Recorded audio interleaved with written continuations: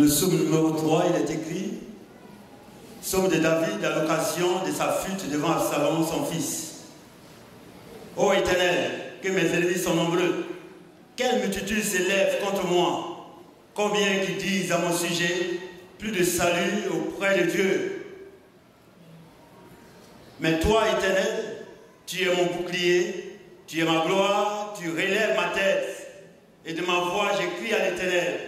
Il me répond dès sa montagne sainte.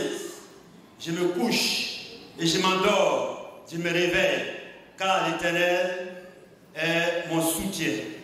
Je ne crains pas les myriades de peuples qui m'assiègent de toutes parts. Lève-toi, ô Éternel, sauve-moi, mon Dieu, car tu frappes à la joue tous mes ennemis, tu brises les dents des méchants. Au verset 9, le salut est auprès de l'Éternel, que ta bénédiction soit sur ton peuple. Amen. Que le Seigneur bénisse sa parole. Le thème est le suivant, les ennemis de la traversée, comment les vaincre. Les ennemis de la traversée, comment les vaincre. Alors, le psaume que nous venons de lire est relatif à la rébellion que David a vécue avec son fils Absalom. C'est à partir du chapitre 15 de 2 Samuel que nous voyons ce récit où Absalom a formé une rébellion contre son père. Il a usé d'assez de ruses pour avoir avec lui la grande partie d'espoir du peuple pour former une rébellion contre son père. Et donc, nous voyons dans ce récit comment David s'est comporté pour avoir la victoire. David se voit donc envahi par de nombreux ennemis. Il va le dire au verset 2. « Ô Dieu, que mes ennemis sont nombreux, quelle multitude s'élève contre moi. » Mais aussi, il entend ce que les gens disent de lui. Au verset 3, il dit, « Combien qui disent à mon sujet, plus de salut auprès de Dieu. » Et toutes ces choses ne sont pas faites pour aider David. Parce que ce qu'on voit et ce qu'on entend ont une influence sur nous. David donc n'était pas aidé. Nous allons voir quelques éléments qui ont aidé David à relever la tête ou à avoir la victoire. Ça peut aussi nous aider. Je parlais des ennemis de la traversée, mais on peut prendre en général les ennemis en général.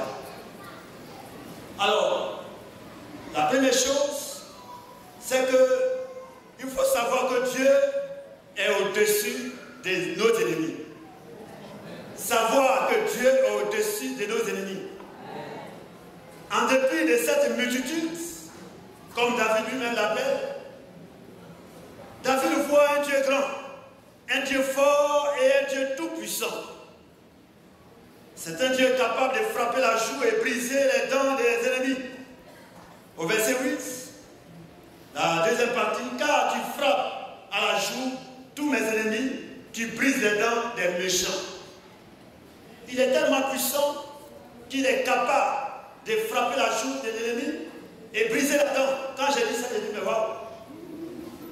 Attends, on peut frapper quelqu'un, un ennemi, on peut le taper ici et là, dans tout le... Mais frapper sa joue, et il faut être assez fort. Briser sa dent. Waouh. Mais, même si on est faible, mais aller jusqu'à aller briser notre dent, mais la personne va tout faire pour se défendre. Mais David dit, tu es tellement fort, toi qui me défends, que tu as le pouvoir non seulement de frapper la joue de mes ennemis, mais briser sa dent. Alléluia. Il voit donc un Dieu grand, un Dieu fort, un Dieu tout-puissant. Et surtout, il voit que ce grand Dieu est de son côté. Parce qu'on peut avoir quelqu'un grand, quelqu'un fort, quelqu'un puissant, mais il n'est pas avec nous. Mais David réalise que ce Dieu grand est de son côté. Au verset 4, il dit, mais toi, Éternel, tu es mon bouclier, tu es ma gloire. Tu es mon bouclier, tu es ma gloire. Tu es pour moi. Au verset 5, de ma voix, j'écris à l'Éternel, il me répond de sa sainte montagne. S'il n'est pas de son côté, il ne peut pas te répondre. Il réalise que ce grand Dieu est de son côté. Au verset 6, je me pousse et je m'endors. Je me réveille car Éternel, tu es mon soutien. Alors David se voit entouré d'une multitude d'ennemis. Ils sont nombreux. Je ne sais pas combien ils sont pour toi. Mais David, pour lui, ses ennemis étaient nombreux. Une myriade, une multitude d'ennemis. Et malgré cela, il dit, je me couche et je m'endors. Parce qu'il y a quelqu'un de plus fort qui est son soutien, l'Éternel des armées. Alléluia. Je vous ai dit, bien aimé, écoutez très bien. Aussi longtemps que vous regardez Dieu, vous voyez Dieu, vous fixez les yeux, vos regards sur Dieu, vous serez au-dessus de vos problèmes, de vos ennemis et de vos obstacles. Je reprends. Aussi longtemps que vous regardez Dieu, vous voyez Dieu, n'est-ce pas, vous avez les regards fixés sur Dieu, vous serez au-dessus de vos ennemis, de vos problèmes et des obstacles. Mais si vous détournez de lui pour regarder vos problèmes, vous serez vaincu. Je vous donne les exemples.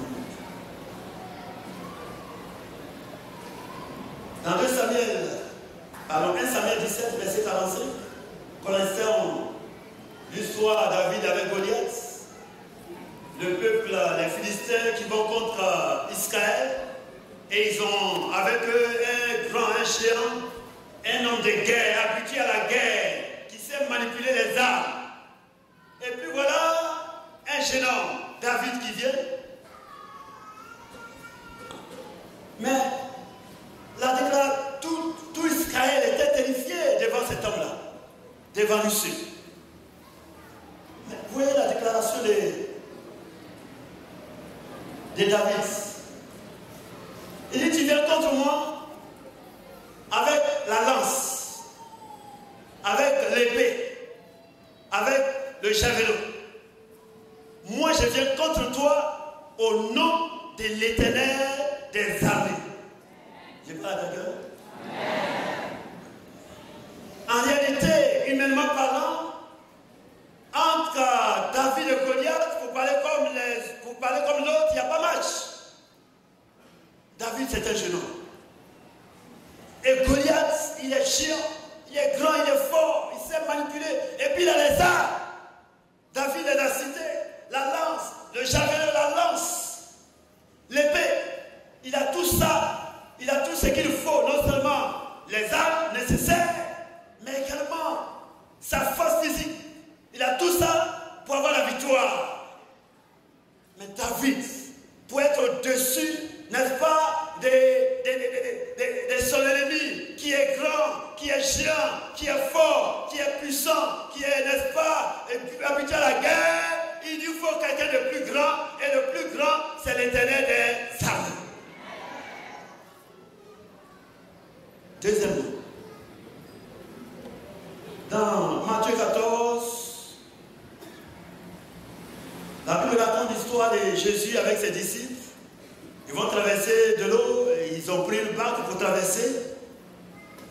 Ils sont partis de l'autre côté, et puis Jésus n'était pas encore avec eux.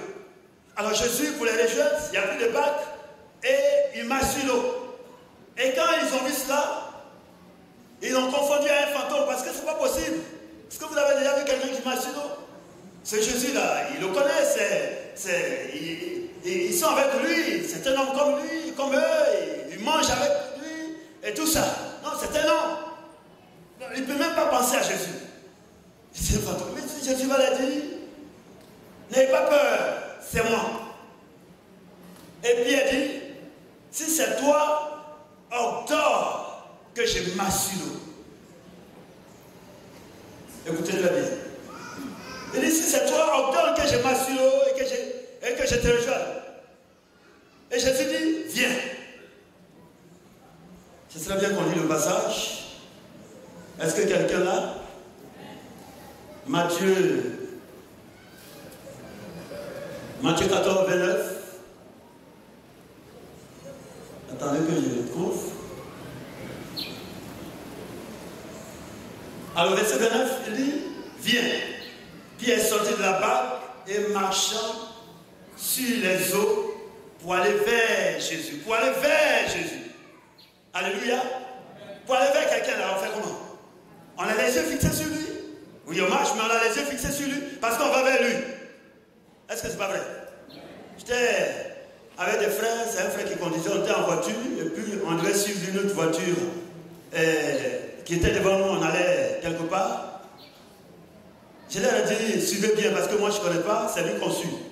Il ne sait pas comment il s'est passé, moi j'étais derrière. Ils ont été distraits, et puis on a perdu de vue. Alors, pour aller vers quelqu'un, tu le regardes. Et il a dit, il va vers Jésus. Mais, et puis, comme il va vers Jésus, il a les yeux fixés sur Jésus. Il regarde Jésus. Il marche sur l'eau.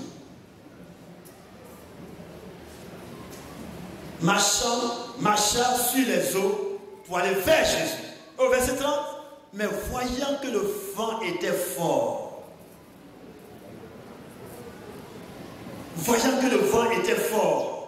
il eut peur. Et comme il commençait à enfoncer, comment il a fait pour voir que le vent est fort? J'ai pas la réponse. Comment il a fait pour voir que le vent est fort? Mais c'est pas tout de suite là que le vent est devenu fort. Est-ce que vous me suivez? Le vent a toujours été fort au moment où il allait vers Jésus, où il marchait là. Le vent était toujours fort. Mais à un moment donné, au lieu de regarder toujours Jésus, qu'il va, vers qui il va, il commence à regarder le vent. Il dit, mais attends, est-ce que c'est un rêve? Attends, mais est-ce que c'est le vent qui est en train de venir? Alors il commence à s'enfoncer.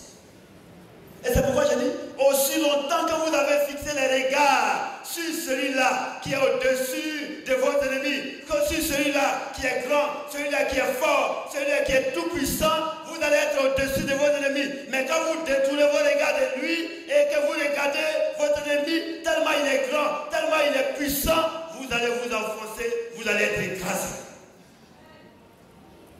Dans le secret, ne regarde même pas l'ennemi. C'est vrai, il existe. David dit, ils sont une multitude. Tes ennemis existent. Je ne dis pas qu'ils n'existent pas. Je ne dis pas que les sorciers de ton village n'existent pas. Je ne dis pas que les sorciers, n'est-ce pas, de ton entreprise n'existent pas. Je ne dis pas qu'il n'y a pas quelqu'un qui est contre toi dans ta société. Je n'ai pas dit ça. Ça existe. Les sorciers existent. Si tu veux même, ta maman est sorcière. Ça peut être possible. Ton papa est sorcier. Mais je voudrais ce matin que tu regardes un Dieu fort, un Dieu grand, un Dieu puissant au-dessus de ses ennemis grands. Parce que lui, il n'y en a pas qui le dépasse.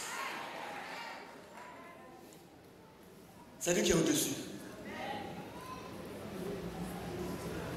Si moi, par exemple, je viens vers... viens, c'est comment ça? Oui. Si je viens vers toi, Alexis, comme ça, voilà comme il est si grand. Je vois au-dessus de sa tête. Non, il ne faut même pas... Même si tu n'abaisses pas, je vois. Il va avoir peur. Mais pour qu'il soit au-dessus de moi, Brou vient. S'il se met sur les épaules de Brou, qu'est-ce qu'il va dire? Lui, est-ce que tu vois au-dessus de ma tête? Mais s'il se met sur les épaules de Brou, il va voir. Il va même manipuler ma tête, mes cheveux comme ça.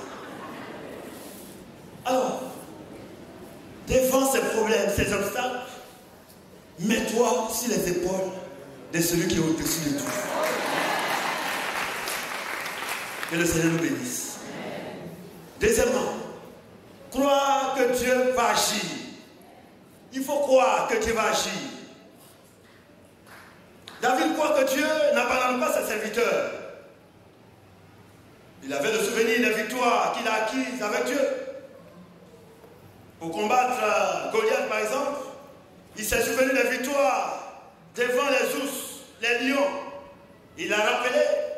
que les lions venaient, les ours venaient, et puis il avait le pouvoir de les vaincre. Dans 1 Samuel 17. Donc, cette même force, celui qui donne la force devant les lions, les forces, lui donne la victoire sur Goliath.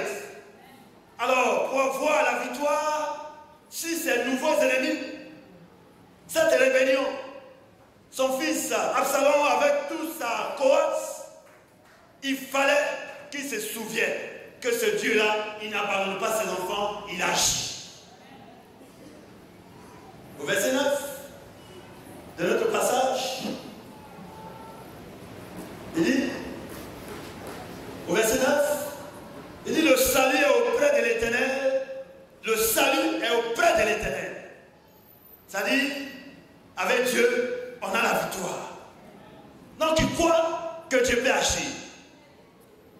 On peut avoir un grand, un puissant. On peut les regarder. Bon, et puis, on ne peut pas croire qu'il peut faire quelque chose pour nous. Mais lui, il croit que Dieu est capable d'agir. Il le croit. Bien-aimé, si tu es enfant de Dieu, crois que Dieu peut agir à ta faveur. Il peut te défendre. Parce qu'il n'abandonne pas ses enfants. Il n'abandonne pas ses serviteurs. Troisièmement, avoir recours à l'Éternel. Avoir recours à l'Éternel. David se voyant coincé, il invoque Dieu. Il invoque ce grand Dieu. Parce qu'il a mis en lui sa confiance. Le verset 5. Il dit, de ma voix j'ai crié à l'Éternel. Il me répond de sa montagne sainte. Et au verset 8, lève-toi, Éternel, sauve-moi. Mon Dieu. Il crie à l'Éternel. Comment on appelle cela? Comment on appelle cela? Je parle à quelqu'un? Est-ce que vous êtes là? On dit avoir recours à l'Éternel. Et on dit, il crie à l'Éternel. Comment on appelle cela? Personne? Comment on appelle ça?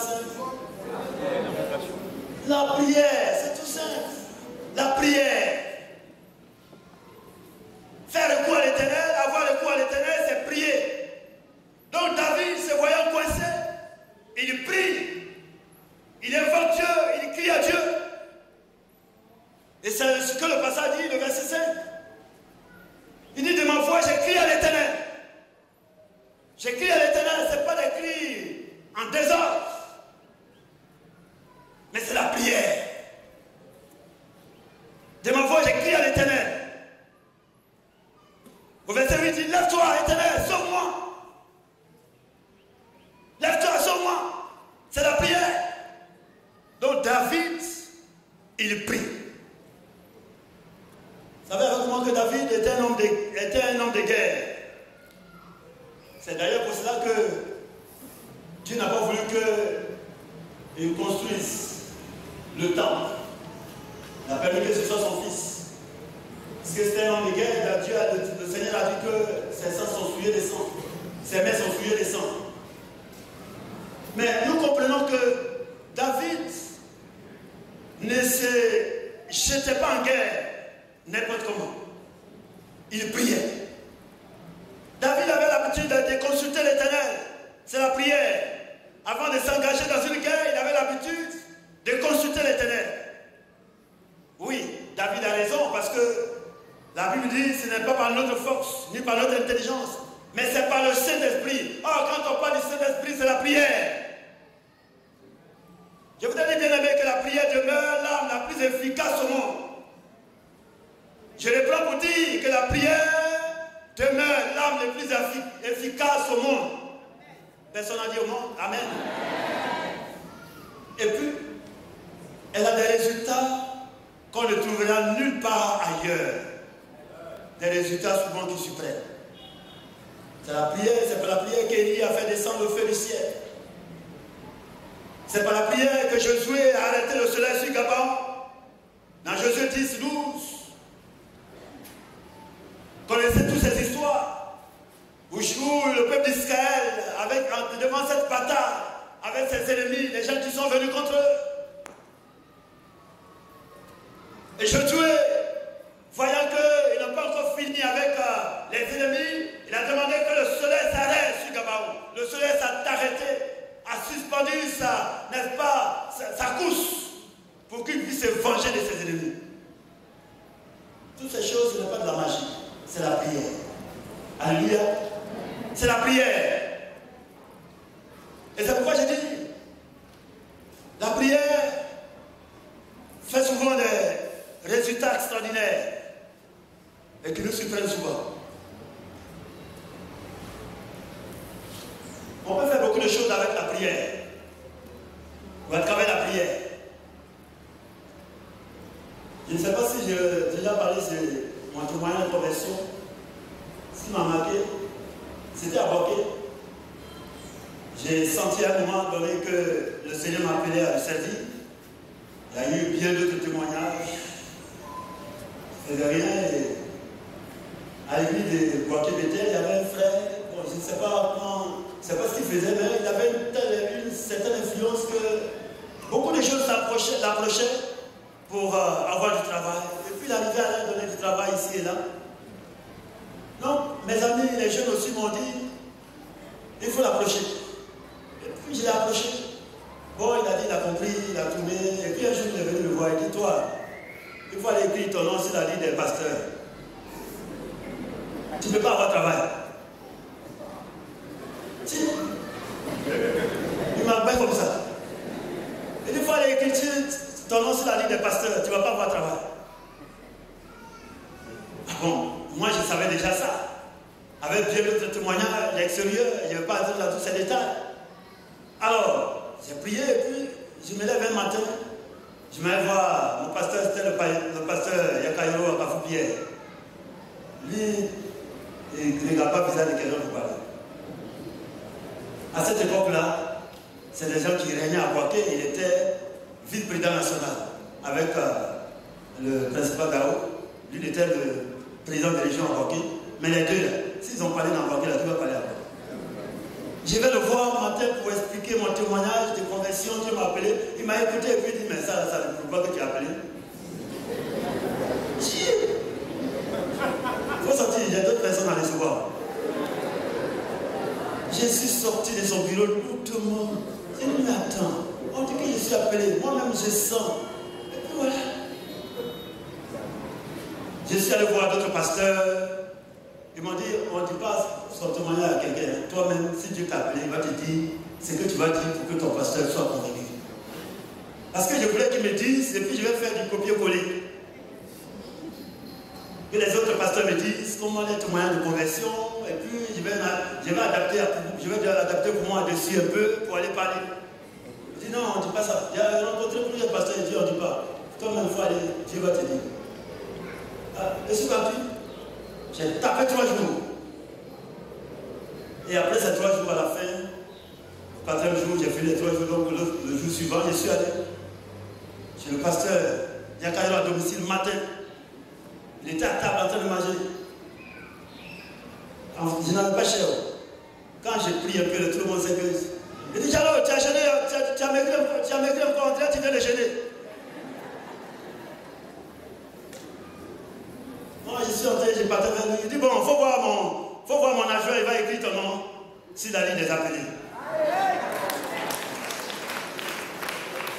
Alors j'étais tout content, je vais sortir. Et puis il dit, ah mais Diallo, tu as bien prié, hein? Voilà mon adjoint là-bas, il faut le voir en même temps. Son adjoint était en train de venir dans la maison. C'est fini. C'est comme ça que mon âme est écrit. Pour dire que par la prière, ce que j'ai voulu dire en parlant, par mes mots, tout ça, ça n'a pas pu régler. Par la prière, je n'ai plus venu pour me demander, il faut me dire encore ton témoignage, il faut me rappeler. Il dit, il faut écrire. Amen. Alléluia. Amen. Nous voyons dans la parole de Dieu des exemples. Nous voyons Acte 12. La Bible dit que dans cette période-là, Hérode maltraitait, persécutait l'église. Il prend les gens, il les met en prison, il les tue. Et il a pris Pierre, il l'a mis en prison. Mais la Bible dit de façon, et ce qui me plaît quand je lis bien ce passage-là, la Bible dit pendant que Pierre était en prison, l'église ne cessait d'adresser des prières à Dieu pour lui. Alléluia. Ah non, j'aime bien ce passage. L'église ne cessait d'adresser des prières à Dieu pour Pierre, alors qu'il était en prison. Et la Bible dit, à cause de la prière, c'est ce qu'on peut résumer, à cause de la prière des fidèles de l'église, Pierre a été sauvé de façon extraordinaire, alors qu'il était programmé pour être décapité.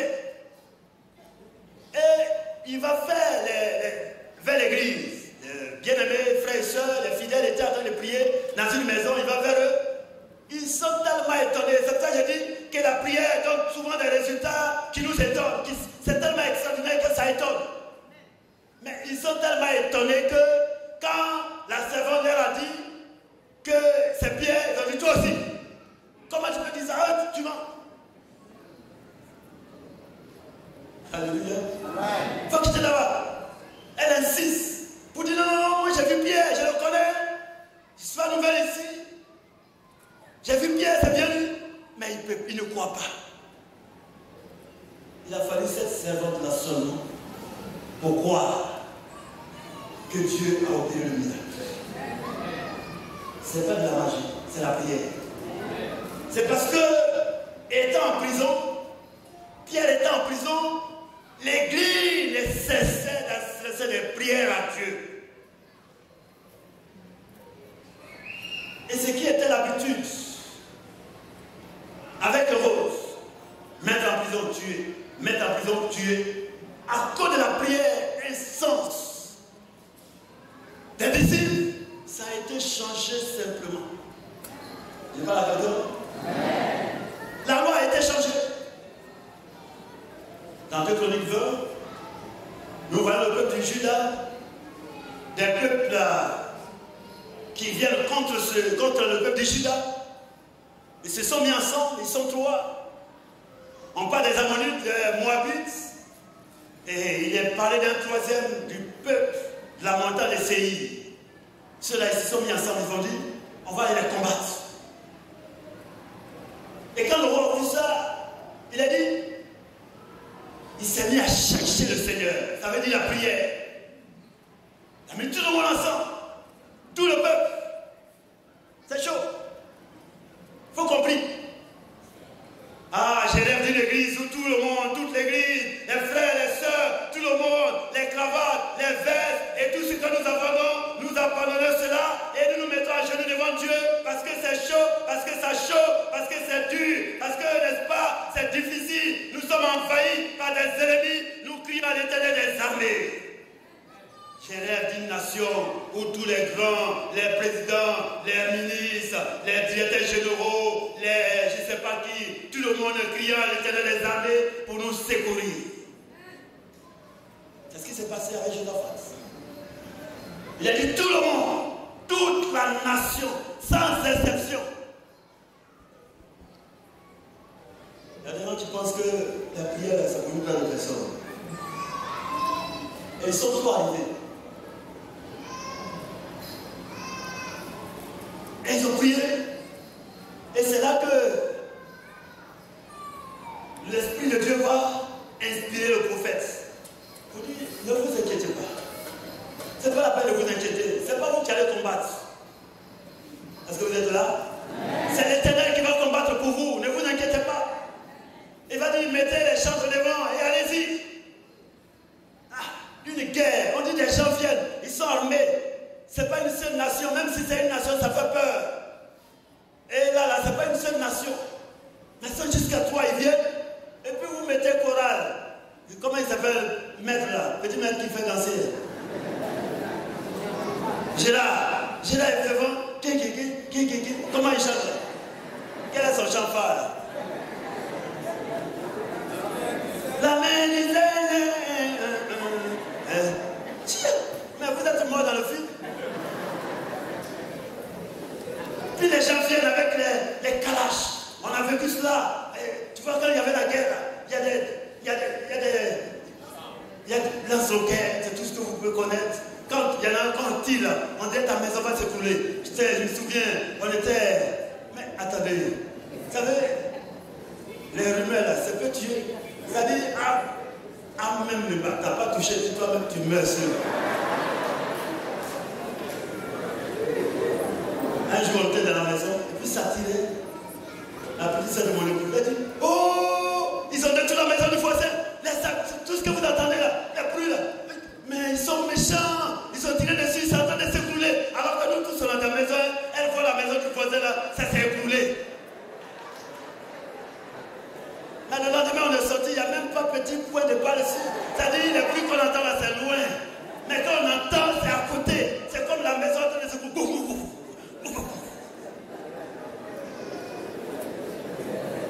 Alors, c'est dans ça là, tu vas mettre là devant avec petit maître. La mais pourtant, c'est ce qu'ils ont fait. Et la Bible dit qu'alors que les chants étaient devant, la chorale était devant, en train de chanter, en train de louer l'Éternel, et tous ces ennemis entre eux, ils ont commencé à s'entretuer. C'est-à-dire Dieu les a aveuglés, et entre eux, ils s'entretuent. Et même qui sont venus pour combattre le peuple de Juda, ils s'entretuent. Tu vois ton frère, ton ami, avec qui tu as fait, n'est-ce pas, le plan de guerre, tu le vois, et puis tu le dis, c'est la prière. C'est pourquoi je dis,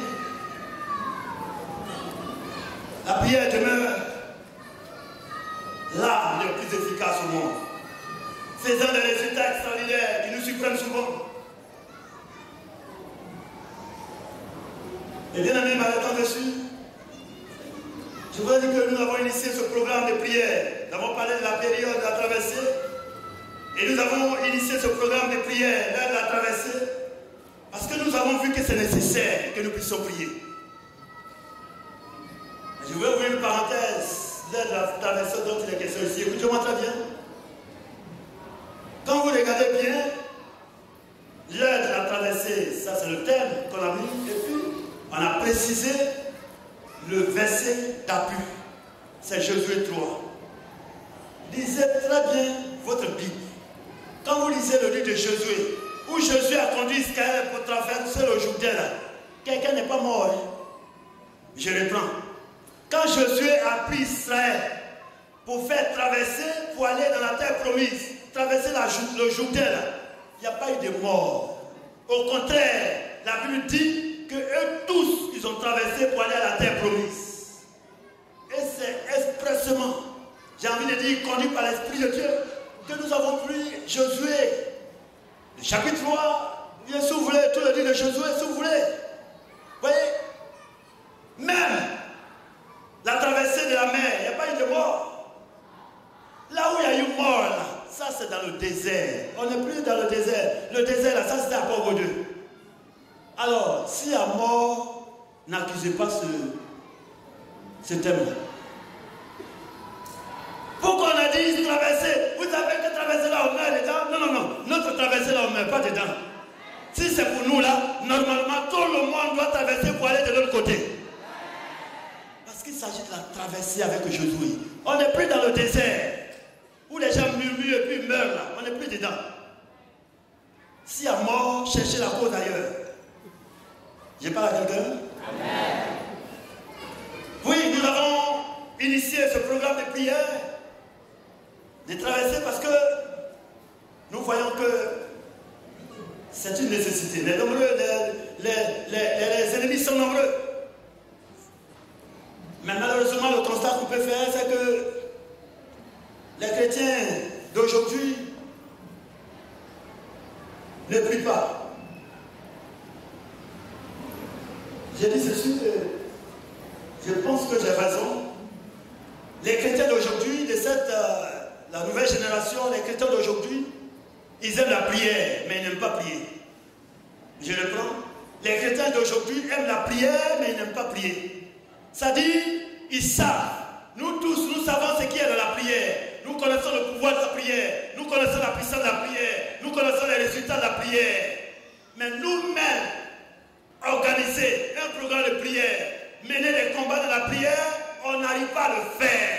C'est ça qui est le problème des chrétiens d'aujourd'hui. Nous, quand on était jeunes chrétiens, les pasteurs nous chassaient dans le temple. Parce que tous les jours, à n'importe quel moment tu vas venir dans le temple, il y a des gens, surtout les jeunes, qui sont en train de prier. Des gens qui sont en train de prier. Mais aujourd'hui, on cherche des gens même qui vont prier. On cherche les chrétiens qui vont prier. L'une des preuves qui montre qu'aujourd'hui les chrétiens ils aiment la prière mais ils n'aiment pas prier, c'est que quand on met ces programmes-là, moi je m'attendais, on a dit tous les vendredis, et on met un groupe devant. Mais je m'attendais, en plus de ce groupe-là, je m'attendais à beaucoup de chrétiens qui vont venir. Pour dire, ah, ce vendredi-là, je vais venir, il faut que je prie. Parce qu'on a dit tous les vendredis. Je suis allé dans une église et puis ils ont annoncé un programme de prière, je ne sais pas sur combien de mois, tous les vendredis, ça c'est toute l'église. Et je demandais au pasteur, il dit, les gens viennent. Mais ici, là, on annonce sur la chaîne que c'est un groupe, mais c'est ouvert à tout le monde. Mais quand on vient les vendredis, c'est entre le groupe qui a été dissous. Personne ne se trompe pour dire, il va aller prier. Est-ce que vous êtes là? Mais si on disait, on va inviter quelqu'un, un homme de Dieu, il vient du Canada. Oui, on connaît les programmes où vous partez. Vous voulez que je dise? Je ne dis pas, c'est pas dans le bouche. Mais un homme de Dieu qui vient du Canada, il va prier là. C'est pas vous qui priez. Quelqu'un a dit, on peut prier pour vous, mais on ne priera pas à votre place. Celui qui vient du Canada ou bien je ne sais où, il dit, levez les mains. Je vois onction de mariage. Je vois délivrance. Je vois dans ton village. Il y a un arbre qui est quelque part là.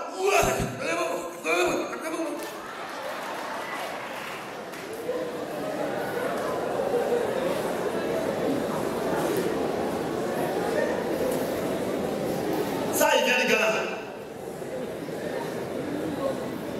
Si demain, il y a un autre qui vient du Congo, et puis il dit, à l'entrée de ton village, dès que tu traverses le cimetière, c'est comme s'il y a un miroir de la personne qui avait dit, c'est la même personne. Mais ça, tu n'as pas prié, hein? C'est quelqu'un qui a prié pour toi. Dieu attend ta prière. Quelqu'un disait,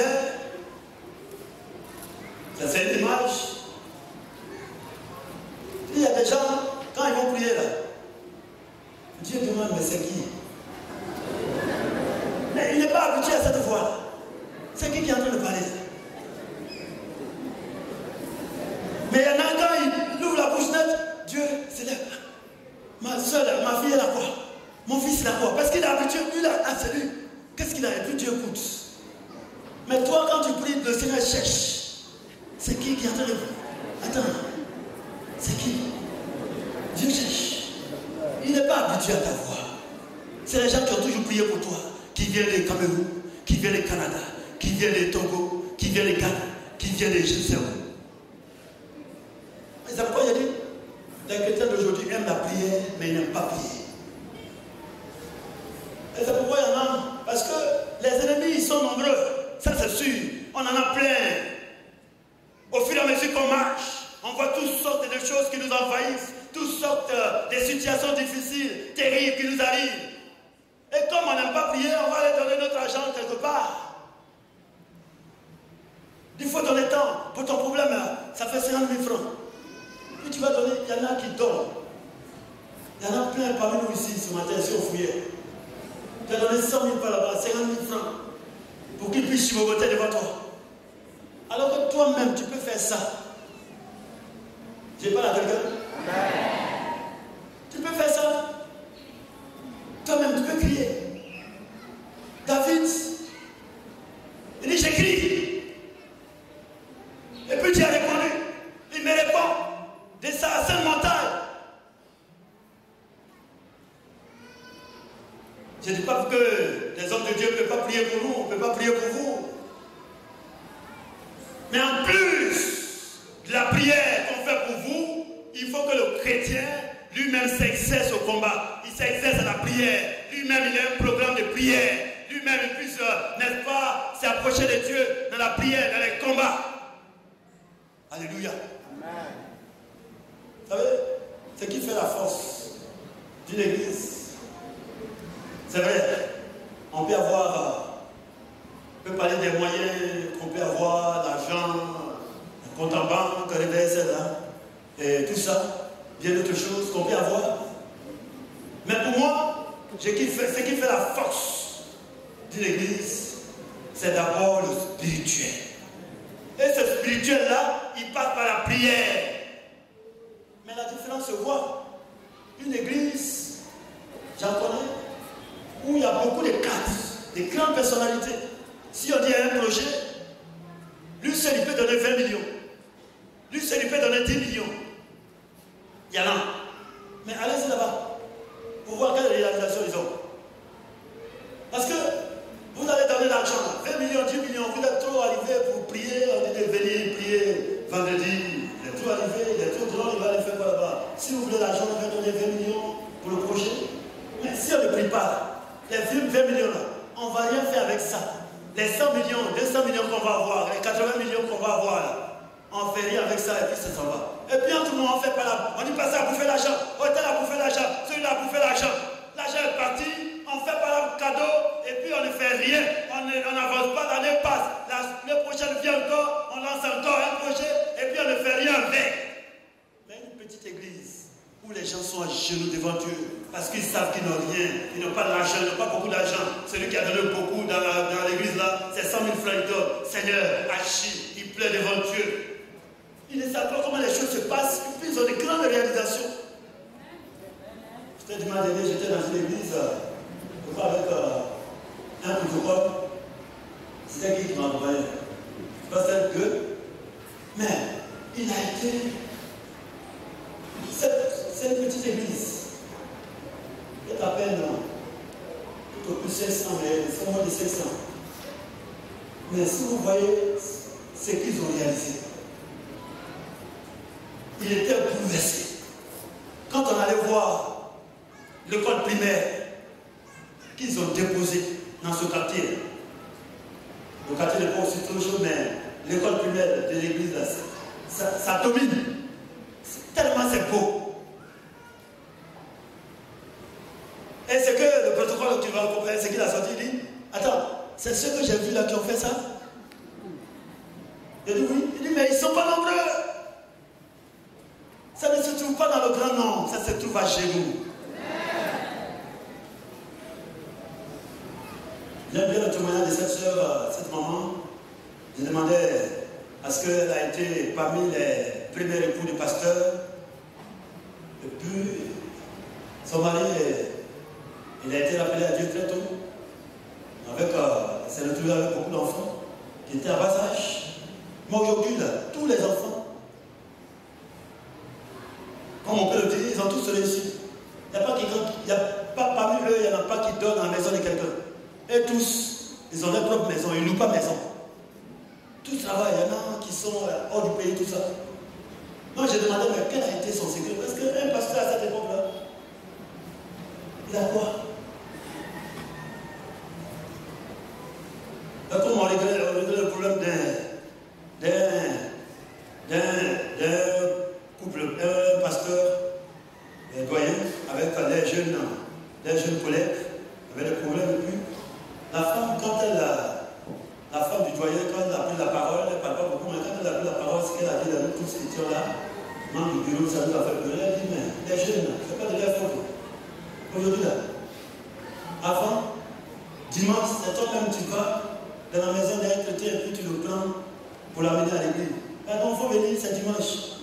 La femme est en train de parler, c'est même pas qu'elle n'a même pas affaire de culte dans sa tête. Mais c'est quand tu vas là-bas, puis ah d'accord, on va se battre. Et puis elle se lave pour venir. Mais aujourd'hui, là, il vient, il y a la voiture qui est garée, on dit c'est pour toi, comme tu viens d'arriver. Comment il ne peut pas faire ça? Moi, je veux dire qu'une maman à cette époque qui est restée veuve, avec beaucoup d'enfants. Moi, j'ai demandé quel a été ton secret. Elle dit, à genoux. C'est pas la vérité. sort à genoux là est plus fort que ce qui sort de l'intelligence, de la force physique, tout ce qu'on peut déployer. Et c'est pourquoi nous avons besoin de prier. Le peuple de Dieu a besoin de prier. Malheureusement, beaucoup de chrétiens aujourd'hui, les chrétiens, je disais que les chrétiens d'aujourd'hui sont en danger. Nous sommes en danger. Parce qu'on est entouré par toutes sortes de choses qui peuvent nous distraire. Toutes sortes de choses. Tout est fait. Pourquoi on soit distrait? N'oublions pas la prière. David a prié. Quatrièmement, gardez la sérénité. David, sachant en qui il a cru, il garde l'assurance dans son cœur. Pour parler comme les jeunes, son cœur ne bat pas. Oui, bien aimé, quand on a mis sa confiance en Dieu, on ne se laisse pas intimider par les circonstances. Son cœur ne bat pas. Verset 6 de notre texte. Qu'est-ce qu'il dit? Il dit, je me couche, je m'endors. Ah, quelqu'un a dit des milliards de viens. Des gens me viennent, et puis toi tu vas parler de coucher. Est-ce que dans ça on dort encore? Mais parce qu'il a mis sa confiance en l'Éternel, ce dormir là, ce qu'il a en train de dire dormir, ça ne veut pas dire qu'il n'est pas, il ne prie pas, mais il veut dire qu'il est serein.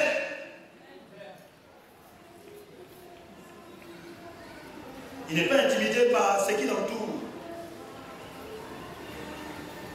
Et puis je suis sûr de me lever, car l'Éternel est mon soutien. Oh, des multitudes viennent vers toi. Quand tu dors, tu te dis, mais est-ce que je peux me réveiller demain? Mais lui, il dit, je vais me réveiller bien.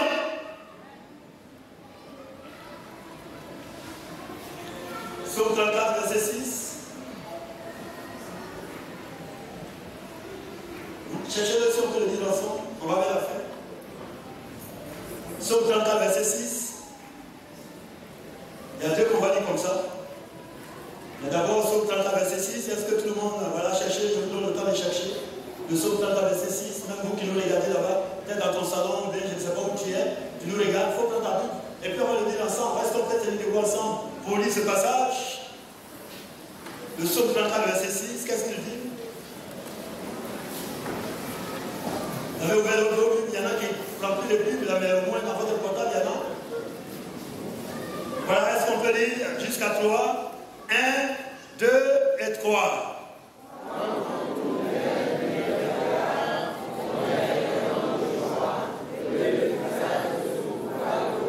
Voilà, réfléchissez bien. Vous l'avez lu, ça c'est une première lecture, mais méditez, réfléchissez, regardez bien le passage, et puis on va le lire ensemble. À 3. Et puis, il faut ouvrir ta bouche pour lire. Souvent, nos enfants, on le dit aux enfants. Il est le chemin qui mène au paradis. Mais si tu te donnes à Jésus, tu auras